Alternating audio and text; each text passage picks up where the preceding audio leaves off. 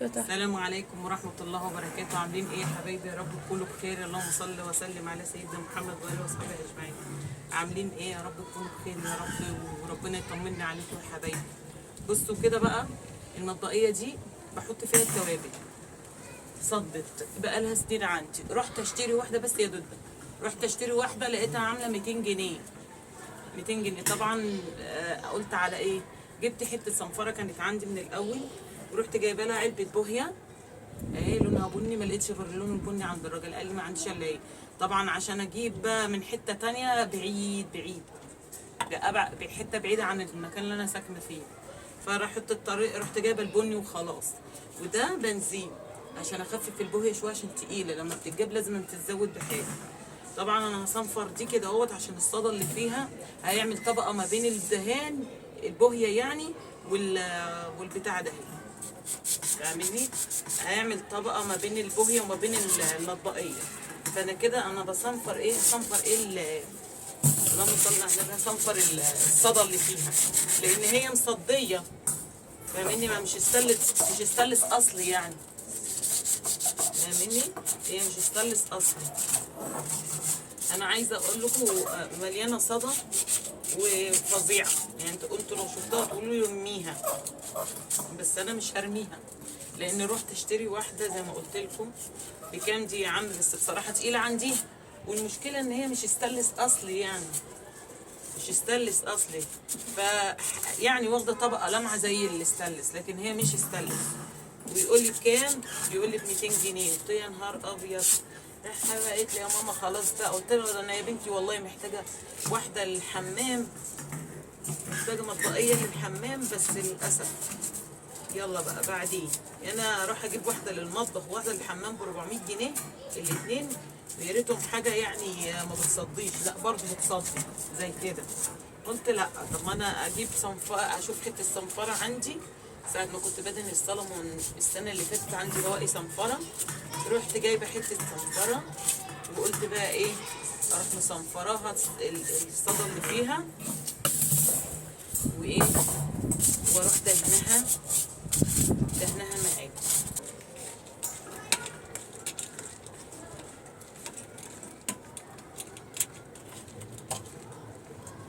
هاتيلي معلقه خشب، البنت خدت المعلقه الخشب اللي كانت هنا.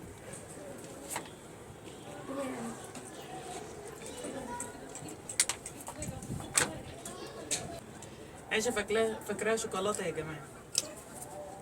بصوا بقى نحط كده ونجرب بقى. بسم الله.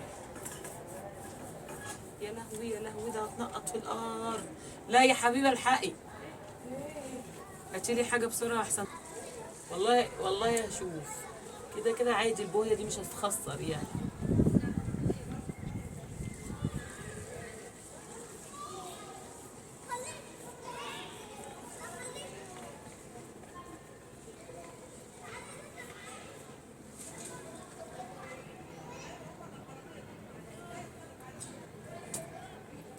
انتوا شايفينها؟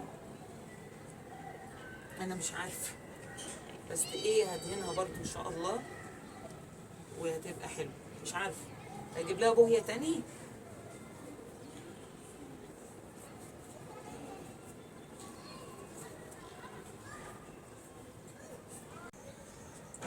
بصوا كده انا الفيديو فصل على فكره، التليفون فصل. فانا كده علقتها التعليقه ديت عشان عماله تبهدل الدنيا بوهيه.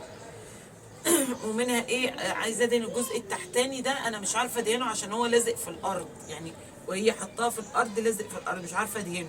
اجي ادهنه اروح دهنه الارض معاه او الفرشه اللي تحت معاه، فالفرشه هتتمسح في القماشه اللي محطوطه من تحت، اللي انا حاطه عليها المطبقيه. فاهمني؟ فعلقتها كده. كده بقى هديها الوش التاني. بصوا كده بقى ايه، هنفضي التوابل في البطرمانات. دي بقى بطرمانات انا مشتريها جديده اهي. وطي الشاشه دي يا حبيبي. بصوا كده دي بطرمانات انا مشتريها جديده. افضي بقى فيها ايه، التوابل والحاجه. بصوا انا كنت حطاهم في صينيه والله، وكنت بحط في بطرمانات من اللي هي الازاز بتاعت بتاع ده اسمها ايه، ان شاء الله بقى هروح انزل بقى، انا ما عنديش حاجة. في توابل كتير مش موجوده. بص، دي انا جايباها للسكر. ممكن يا حبيبي بس اشطفي لي دي، اشطفها لي احط فيها السكر عشان لسه جديده وبتاع. دي احط فيها السكر. فك دي كده. والله يا حبيبي المفروض نكتب على البطرمانات اهي. في بتاعته بقى كده صح، بس الورقه دي بتهيألي مع لما اجي اغسل البطرمانات مش. بصوا عامل ازاي. بصوا ده التوم بودر يا اما البصل بودر، ده من ريحته هيتعرف عامة اهو.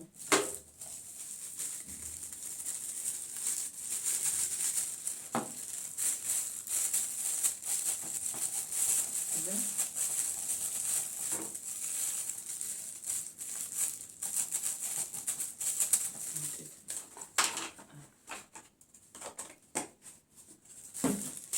ايه تاني؟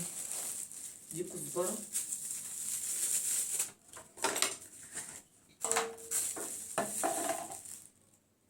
حلو شوية. العلبة التانية دي اللي جايباها للسكر هي اللي عايزة تغسلها على فكرة، حلوة تتنشف كويس. أنا عايزة أحط فيها، جايباها للسكر.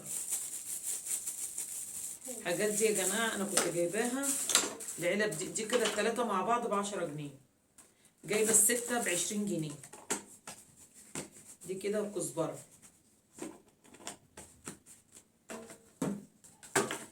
ايه تاني؟ دي توابل محشي. دي ايه توابل محشي؟ مش شايفة.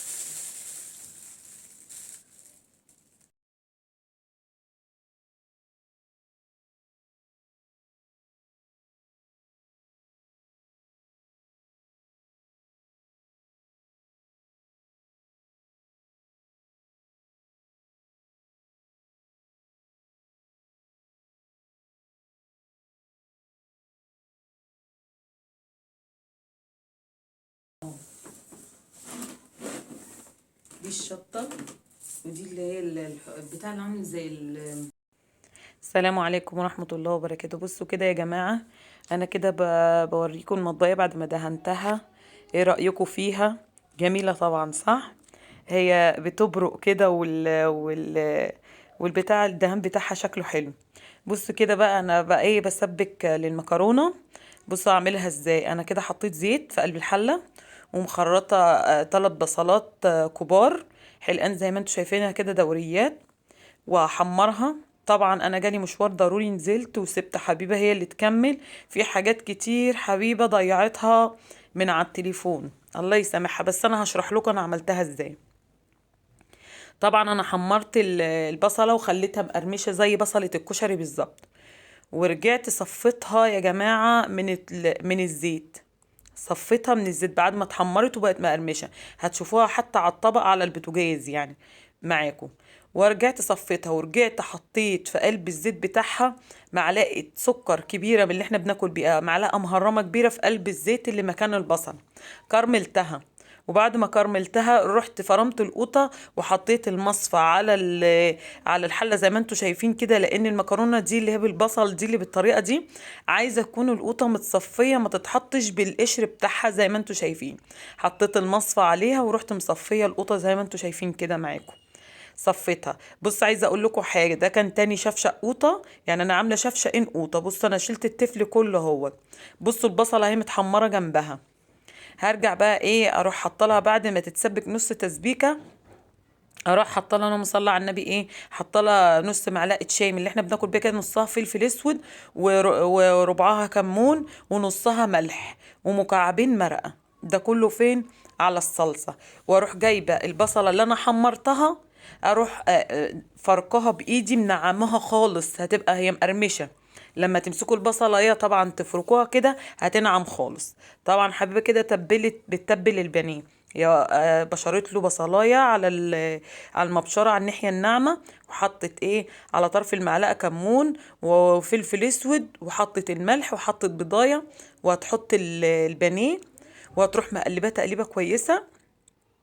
بايديها عشان البانيه بيبقى متطبق في بعضه. انا قايله لها تعمل كده عشان انا كده زي ما قلت لكم انا عندي مشوار ونزلت مشوار ضروري عند والدتي، فاضطريت ان انا انزل، جالي تليفون اضطريت ان انا انزل اروح عند امي، وقلت لحبيبه كملي لغايه ما اجي. طبعا كده هي مرضتش تقلي البانيه الا لما اجي، فانا كده جيت.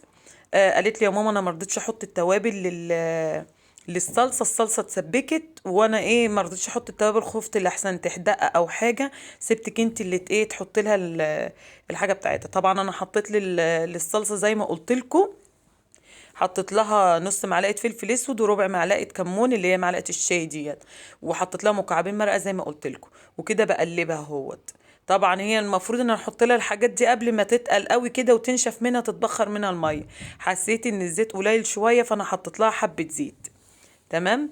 كده انا بحمر البانيه، يعني ان هو البانيه كده على ما روحت وجيت انا غبت بتاع ساعتين على فكره، فكان البانيه اتشبع برضو من التتبيله بتاعته. اهو كده بقلبه معاكم. تمام. بصوا بقى البصلايه اللهم صل على النبي، المكرونه زي ما قلت لكم كده اهوت، اعملوها بالطريقه ديت والله هتعجبكم، طعمها تحفه زي بتاعه المحلات بالظبط، زي بتاعه المحلات بالظبط. وبصوا شكلها عامل ازاي وغامقه ازاي وطعمها مسكر في حته تانية، طعمها تحفه. طبعا انا عملت المطبقيه ومش عارفه ايه، خدت وقت على فكره، وغيرت الاسدال ولبست العبايه دي لان الاسدال كان ريحته بنزين، اللي انا كنت بحطه على البويه وبخفف البويه بيه ده كان بنزين. احمد كان جايب لي حبه بنزين من العربيه اللي هو راكبها، قلت له شوف لي حبه ازود بيهم البويه، فجاب لي حبه صغيرين اللي انتوا كنتوا شايفينهم في الازازه دول، عملت بيهم البوهيه. فاهمني؟ اهو كده اهوت كده خلصت. هحط بقى ايه، ده كان فطاري يعتبر انا وحبيبه، لان احنا في اليوم دوت انا طلعت وحبيبه طول ما انا مش في البيت ما بتاكلش. بصوا كده انا خدت حله الصلصه نقصت منها، انا ما بحبش اقلب المكرونه على الصلصه كلها، انا بحب احط حبه على يعني حبه على قد الاكل حبه على قد الاكل عشان يبقوا سخنين. فاهميني؟ كده انا حطيت حبه صلصه، واحط ربع المكرونه اللي انا سلقتها، انا جايبه كيلو مكرونه عشان احمد بيحب المكرونه موطه هو وحبيبه، فكده انا حطيت حبه ميه عشان القوطه كانت تقيله قوي قوي مركزه شويه، فانا بحب ان هي تبقى خفيفه شويه عشان وانا بسخن فيها المكرونه المكرونه بتتشبع من الصلصه، يعني النار بتنشف لو فيها اي سوائل بتنشف. انا عشان عايزه اسخن الميه، بص كده حطيت اهوت ربع المكرونه على قد انا وحبيبه، طبعا احمد مش هنا، احمد في الشغل. كده هو بصوا لون المكرونة جامد وطعمها تحفة، طعمها بجد حرفيا تحفة. بصوا كده ادي انا اهو بسخنها، هنزلها بقى وهوريها لكم، يعني هنزلها دلوقتي وانا هحاول اوريكم لونها. على فكرة هي مظلومة من الكاميرا، ده لونها احمر غامق جدا وطعمها تحفة، عايزاكم تجربوها بالطريقة دي. واشوفكم على خير يا جماعه، عايزاكم بالله عليكم تحطوا لي لايك وسبسكرايب وتفعلوا لي الجرس عشان يوصل لكم كل جديد مني، واشوفكم على خير وهتوحشوني يا جماعه، وباي باي، مع السلامه.